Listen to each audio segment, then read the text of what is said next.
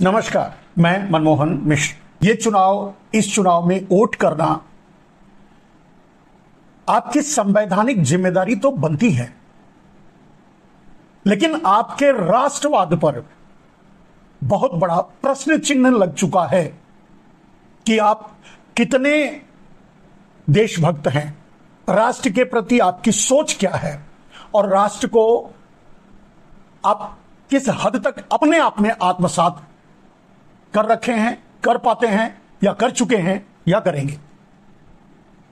क्योंकि नरेंद्र मोदी के रूप में हमारे संविधान, हमारे लोकतंत्र और हमारी चुनावी प्रणाली को भी खतरा है। आप सुन रहे होंगे कि अगर दुर्भाग्य से नरेंद्र मोदी फिर से प्रधानमंत्री बन गए तो फिर से कभी चुनाव नहीं होगा। यह कोई अटकल नहीं है, यह अटकलें नहीं है, यह तथ्यात्मक बात है, क्योंकि नरेंद्र मोदी उसी रास्ते पर चल रहे हैं और उसी रास्ते पर चलने जैसा निर्णय ले रहे हैं। आपने देखा कि विपक्ष के खातों को फ्रीज करना, विपक्ष के नेताओं को जेल भेजना और या अपने भारतीय जनता पार्टी में मिला लेना। कहने का मतलब यह है कि वो विपक्ष नहीं चाहते, और विपक्ष न चाहने का मतलब क्या है आप इसको समझिए। जब विपक्ष नहीं होगा तो लोकतंत्र भी नहीं होगा। अगर विपक्ष नहीं होगा तो वो राजतंत्र हो गया। एक आदमी की सत्ता चलेगी, एक आदमी का आदेश चलेगा, एक आदमी के मन की बात चलेगी। आप सोच कर देखिए, आज आपकी जिम्मेदारी संविधान बचाने की है, आज आपकी जिम्मेदारी लोकतंत्र बचाने की है, आज आपकी जिम्मेदारी भविष्य में होने वाली चुनावी प्रक्रियाओं को चलते रहने देने को बचाने की है। अगर मैंने कहा कि अगर आपने समझदारी से वोट नहीं किया, अगर गलती से आपने नरेंद्र मोदी को वोट दिया, उनके या उनके लोगों को या उनके समर्थकों को, आप किसको वोट देते हैं आपका अधिकार है, आपका निर्णय क्या है यह भी आपका अपना अधिकार है। लेकिन सबसे बड़ी जिम्मेदारी जो आपके ऊपर है वो आज राष्ट्र को बचाने की है, देश को बचाने की है। कुछ उदाहरण आपके सामने ऐसे आए हैं अभी इसी समय चुनाव के चलते 2-5-10 दिनों के अंदर, जो ये दर्शाता है कि नरेंद्र मोदी सब कुछ बेच देना चाहते हैं, सब कुछ हड़प करके अडानी को दे देना चाहते हैं, कुछ गुजराती माफियाओं को दे देना चाहते हैं, सब कुछ खास करके लोकतांत्रिक प्रक्रियाओं को खत्म कर देना चाहते हैं। वो एक छत्र राज करना चाहते हैं, वो राजतंत्र लाना चाहते हैं, वो मोदी तंत्र लाना चाहते हैं। क्या आप उसे सह पाएंगे? आपने डचों, फ्रांसीसियों, पुर्तगालियों, अंग्रेजों, मुगलों की गुलामियां सही हैं, आपके पूर्वजों ने झेला है। शायद उस दर्द का एहसास आपको ना हो, क्योंकि आप अगर 1947 के बाद पैदा हुए हैं तो निश्चय ही आपको पता नहीं होगा कि 1947 से पहले भारत पे कैसे कैसे कितने जुर्म हुए हैं। और शायद आपको यह भी जानकर आश्चर्य होगा कि उन्हीं कातिलों, उन्हीं जुल्मियों के साथ आज जो सत्ता में बैठे हैं वो ये लोग खड़े रहे हैं, पूंजीपतियों के साथ खड़े रहे हैं, अंग्रेजों के साथ खड़े रहे हैं। और इसीलिए इन्हें लोकतंत्र पसंद नहीं है, इसीलिए इन्हें आम आदमी की आवाज पसंद नहीं है, इसीलिए इन्हें किसी भी संप्रदाय या किसी भी छोटे लोगों को ये देखना नहीं चाहते। गरीबों को गरीबी दूर करने के बारे में नहीं, गरीबों को खत्म करने के बारे में ये सोचते रहते हैं और प्रयास करते हैं और किया है। मेरे दोस्त, इसीलिए आज आपको सोचना है कि आप किसे प्रधानमंत्री देखना चाहते हैं। जुमलों, झूठ, मक्कारी, धोखा, या अपनी ही बात कह करके उससे मुकर जाना, इस तरह के नेतृत्व के प्रणेता यानी नरेंद्र दामोदर दास मोदी को आप प्रधानमंत्री देखना चाहते हैं या फिर किसी और को? और का चुनाव आपको करना है। किसको देखना चाहते हैं यह आपको चुनना है। लेकिन आपका वोट एक सरकार नहीं बनाएगा। आपका वोट 2024 में किसी सरकार को बनाने में मदद नहीं करेगा। आपका वोट लोकतंत्र को खत्म कर देगा या बचा लेगा। आपका वोट संविधान को खत्म कर देगा या बचा लेगा, क्योंकि नरेंद्र मोदी जैसे ही प्रधानमंत्री बनेंगे ये लोकतंत्र को खत्म कर देंगे, ये संविधान को खत्म कर देंगे। और ये बात मैं नहीं कह रहा हूं, इनके लोग ही कह रहे हैं। तो आपका वोट बहुत कुछ करने वाला है। आपके सारे अधिकारों को खत्म कर देगा, आपके सारे लोकतांत्रिक मूल्यों को खत्म कर देगा,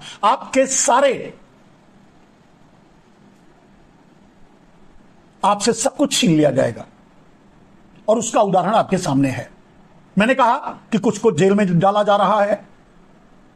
जो भारतीय जनता पार्टी में जा रहे हैं, चाहे भ्रष्ट हैं, चाहे अपराधी हैं, चाहे जो भी हैं, भारतीय जनता पार्टी में सही है तो भी फंसा करके केसों में उन्हें जबरदस्ती भारतीय जनता पार्टी में शामिल किया जा रहा है। नहीं हो रहे हैं तो उन्हें जेल भेजा जा रहा है। पार्टियों के खाते बंद किए जा रहे हैं। दूसरी पार्टियों के नेताओं को उठाकर जेल में डाला जा रहा है। उनकी पार्टियों को तोड़ा जा रहा है। यह सब क्यों किया जा रहा है? सरकार तो फिर भी नरेंद्र मोदी की ही चल रही है, सत्ता में तो वही बैठे हैं, लेकिन आखिर यह सब क्यों कर रहे हैं?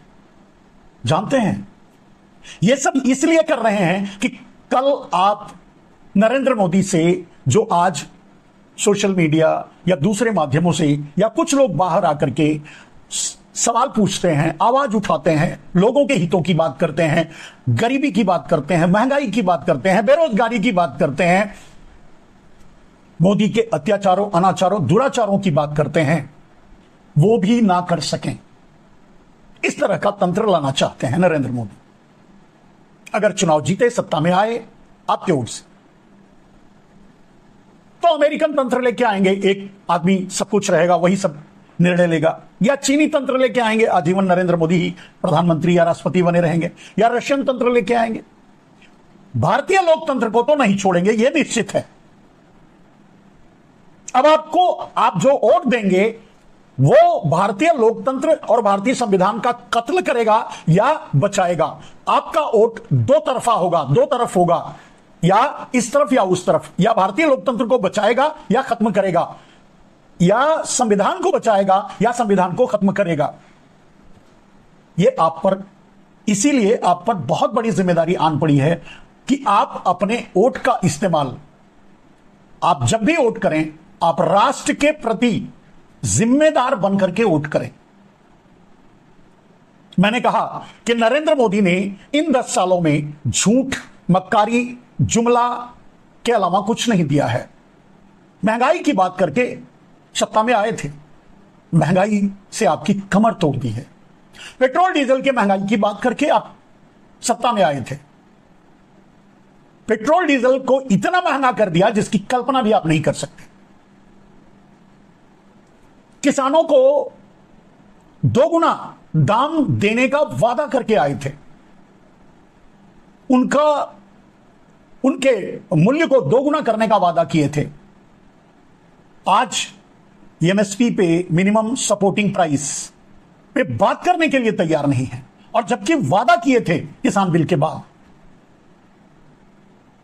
कहने का अर्थ यह है, आज किसान और अधिक आत्महत्या कर रहे हैं। नरेंद्र मोदी सुनने के लिए तैयार नहीं है। कुछ रुपयों के लिए किसान आत्महत्या कर ले रहे हैं अपने सम्मान को बचाने के लिए। और एक तरफ, और दूसरी तरफ अडानी जैसे लोगों को नरेंद्र मोदी, जो अंडरग्राउंड ब्लैक मनी था, उसको सौंप करके उसके सहारे तीसरे नंबर का, दूसरे नंबर का धनी बना दे रहे हैं। कहने का अर्थ यह है कि नरेंद्र मोदी सिर्फ और सिर्फ अडानी जैसे माफियाओं के लिए काम कर रहे हैं। नरेंद्र मोदी के सपने में अडानी आता है, नरेंद्र मोदी के आंखों के सामने सिर्फ अडानी दिखता है, अडानी जैसे चोर, माफिया। वहीं अगर आप राहुल गांधी की बात करेंगे, कम से कम अभी जो सामने हैं, राहुल गांधी हमेशा आम आदमी की बात करते हैं, देश की बात करते हैं, भारत की बात करते हैं, लोकतंत्र की बात करते हैं, और वही इन्हीं व्यवस्था को आंखों से देखते भी हैं। आपको चुनना है दोनों में से किसी एक को। स्थिति तो यही है अभी के लिए। हो सकता है पहले कुछ अच्छा काम ना किया हो जिसके कारण आपने सत्ता परिवर्तन किया, लेकिन आप, हम या पूरा देश जिस उम्मीद से सत्ता परिवर्तन किया था, जिस उम्मीद से कांग्रेस से दूर हटे थे, जिस उम्मीद से हम नरेंद्र मोदी को चुने थे या भारतीय जनता पार्टी को अवसर दिए थे, आप, हम या पूरा देश, नरेंद्र मोदी तो पूरे के पूरे ठग निकले। भारतीय जनता पार्टी तो देश के संविधान को ही खत्म करने पर तुल पड़ी। क्या आपको या हमको या पूरे देश को या देशवासियों को यह अफसोस नहीं हो रहा है कि हमने गलत निर्णय ले लिया? हमने अनजाने में एक नादानी कर दी, एक गलती कर दी। होता है मेरे दोस्त, हर आदमी गलती करता है, हम भी गलती, आप भी गलती, देश भी गलती, सभी गलती करते हैं। गलती को सुधारा जाता है। हमने अपनी गलतियों से हजारों साल की गुलामी झेली है। क्या फिर एक बार हम हजारों साल की गुलामी झेलने के लिए तैयार हैं? क्योंकि नरेंद्र मोदी की योजना हजारों साल की गुलामी ही है। नरेंद्र मोदी चाहते हैं उनके कुछ गुजराती चोर, माफिया, डाकू इस देश पर राज करें, और वो जो निर्णय लें, यानी अडानी, विनोद अडानी, अंबानियों या माफियाएं जो भी निर्णय लें, वही सत्ता में बैठे, वही प्रधानमंत्री बने, वही देश चलाए, वही व्यापार करे, सब कुछ। और ये सब कुछ नरेंद्र मोदी ने साबित किया। आज कहने की जरूरत नहीं है।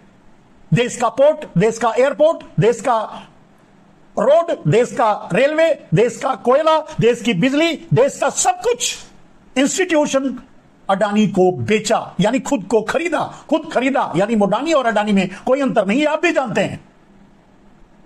क्या इसकी मंशा क्या है? क्या चाहते हैं नरेंद्र मोदी? देश को गुलाम बनाना, कुछ चोर गुजरातियों का, कुछ माफिया गुजरातियों का। इरादा तो यही दिखता है, समझ में तो यही आता है।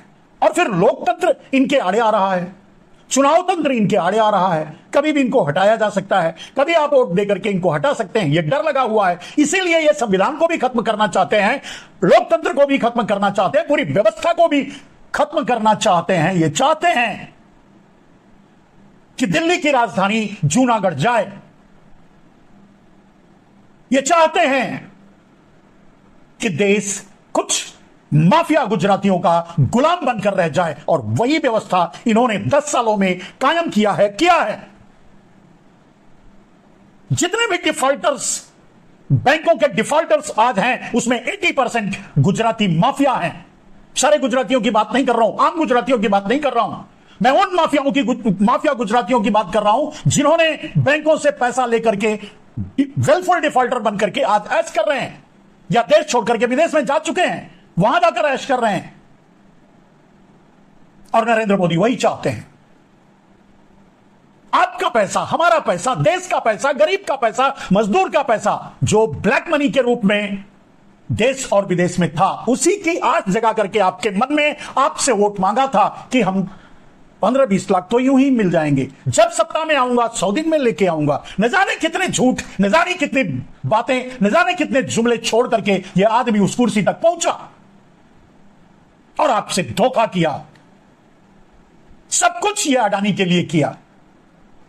आप सोचते हैं मंदिर बनवाया, आप सोचते हैं काशी में इसने काशी विश्वनाथ मंदिर के सामने कॉरिडोर बनवाया, आप सोचते हैं वो आपके लिए नहीं, अडानी के लिए, वो कॉरिडोर बेचने के लिए, उसको व्यापार करवाने के लिए। आप सोचते हैं राम मंदिर बनवाया, गलत सोचते हैं आप, वो भी अडानी के लिए। पूरे अयोध्या के कड़ को बेच डाला है अडानी को, अडानी जैसे लोगों को। वहां साइकिल स्टैंड का ठेका भी किसी गुजराती ने लिया है। आप सोच के देखिए क्या मनसा है इस आदमी के अंदर, क्या चाहता है ये आदमी। आप सोचते हैं धारा 370 आपके लिए हटाया गया, धारा 370 का वो प्रावधान कि कोई भी जम्मू एंड कश्मीर और लद्दाख में जाकर के जमीनें खरीद सकता है, वो प्रावधान सिर्फ आपके लिए हटाया नहीं, अडानी के लिए हटाया और सारा जम्मू एंड कश्मीर और लद्दाख अडानी को बेच डाला और कुछ हिस्सों का सौदा चीन से कर लिया। कितना खतरनाक है आदमी। फिर से प्रधानमंत्री बनाने के बारे में सोच रहे हैं आप? आपके सामने आज ही चुनाव चल रहा है, यही इसी समय उदाहरण है। सोनम वांगचुक जिंदा है या मर गए आपको पता नहीं। क्यों? लद्दाख बचाने की मुहिम चलाई थी सोनम वांगचुक ने। 6th शेड्यूल में की मांग कर रहे थे लद्दाख के लिए सोनम वांगचुक। गलत क्या था? और नरेंद्र मोदी चीन और अडानी को लद्दाख बेच रहे थे, इसलिए आज वहां धारा 140 लगा के रखा है, वहां का इंटरनेट बंद करके रखा है। आपको आज पता नहीं है वो सोनम वांगचुक जो मल्टी टैलेंटेड आदमी, जिसे मैग्सेसे पुरस्कार भी मिल चुका है, आप अंदाजा लगाइए उस आदमी को आज नरेंद्र मोदी ने क्या किया पता नहीं। हम पूछ रहे हैं कम से कम नरेंद्र मोदी इतना तो देश को बता दें कि सोनम वांगचुक जहां भी हैं सुरक्षित हैं, जिंदा हैं। वो भी आपको पता नहीं। यही आपके साथ होगा, यही केरला के साथ होगा, यही तमिलनाडु के साथ होगा, यही आंध्रा के साथ होगा, यही बंगाल के साथ होगा, यही बिहार के साथ होगा, यही हिमाचल प्रदेश के साथ होगा, यही जम्मू कश्मीर के साथ होगा, यही मध्य प्रदेश के साथ होगा, यही छत्तीसगढ़ के साथ होगा, यही झारखंड के साथ होगा, यही देश के कोने कोने के साथ होगा। सबको अडानी को बेचा जाएगा और जब आप आवाज उठाएंगे, आपकी आवाज को, आपका गला दबा दिया जाएगा, मार डाला जाएगा और किसी को पता भी नहीं चलने दिया जाएगा। आज उसका उदाहरण लद्दाख आपके सामने है। क्या लद्दाख में लोकतंत्र है? क्या सोनम वांगचुक की आवाज आपको सुनाई दे रही है? 21 दिन वो आदमी अनशन किया था, पश्मीना मार्च करना चाहता था, दिखाना चाहता था आपको, देश को और दुनिया को कि भारत का कितना हिस्सा नरेंद्र मोदी चीन को बेच चुके हैं। नहीं करने दिया गया। आपका एक वोट आने वाले चुनाव में, आपका एक वोट भारत की गुलामी या भारत की आजादी तय करेगा। आपका एक वोट संविधान की रक्षा या संविधान का कत्ल करेगा। आपका एक वोट लोकतंत्र की रक्षा या लोकतंत्र का कत्ल करेगा। आपका एक वोट कितना महत्वपूर्ण है, इसे आपको सोचना है। अपना भाई है, अपना बिरादर है, अपना जाति वाला है, अपना ये है, अपना वो है, ये मंदिर है, ये मस्जिद है, ये है, ये वो है, ऐसा अगर सोचकर वोट दिए तो मैं नहीं समझता कि आपसे बड़ा कोई देशद्रोही, मेरे दोस्त, आपकी आने वाली पीढ़ी आपसे सवाल पूछेगी। हम पूछते हैं, हम कहते हैं कि हमारी इतनी बड़ी जनसंख्या थी, कुछ गिनती के गोरे हम पर राज करके कैसे चले गए। हम अपने पूर्वजों से पूछते हैं, उनकी गलतियों से पूछते हैं, उनकी गलतियों पर सवाल उठाते हैं, उनकी नाकामियों पर सवाल उठाते हैं। कुछ मुट्ठी भर चोर, लुटेरे, समुद्री आकर के भारत पर राज करके चले गए। कैसे? हमारे पूर्वज क्या कर रहे थे? हम सवाल उठाते हैं, कहते हैं, सोचते हैं। भले ही वो जवाब देने के लिए आज है नहीं। आज देश को बचाने की जिम्मेदारी आपकी है। आपकी जिम्मेदारी लोकतंत्र बचाने की है, आपकी जिम्मेदारी संविधान बचाने की है। आप किस हद तक इस बात को समझ पाते हैं, यह आपके विवेक पर निर्भर है। लेकिन मैंने कहा कि आपका एक वोट देश की गुलामी और देश की आजादी तय करेगा। कोई सरकार नहीं बनेगी मेरे दोस्त, 2024 के बाद कोई सरकार नहीं बनेगी। देश गुलाम होगा या आजाद रहेगा। अगर नरेंद्र मोदी को चुना आपने तो देश गुलाम होगा। आप जिसको चुनना है चुनिए, आपकी मर्जी, लेकिन नरेंद्र मोदी को चुना तो देश गुलाम होगा। उसका प्रमाण आपके सामने है। नरेंद्र मोदी खुद एक प्रमाण है आपके सामने। उनका एरोगेंस, उनका कर्म, बात भ्रष्टाचार की करते हैं। आपके गरीबी की बात करके आए थे, आप 80 करोड़ लोगों के हाथों में भीख का कटोरा थमा दिया मेरे दोस्त। आपकी शिक्षा की बात कर रहे थे, सब कुछ छीन लिया। मेरे दोस्त, मैंने कहा धारा 370 आपके लिए। दो ही चीज बड़े गर्व से नरेंद्र मोदी कहते हैं, दो तीन चीज प्रमुख से उस जाते जाते उन पर एक नजर आप डालिए और फिर तय कीजिएगा कि आपको किसको वोट देना है। धारा 370 की बात करते हैं।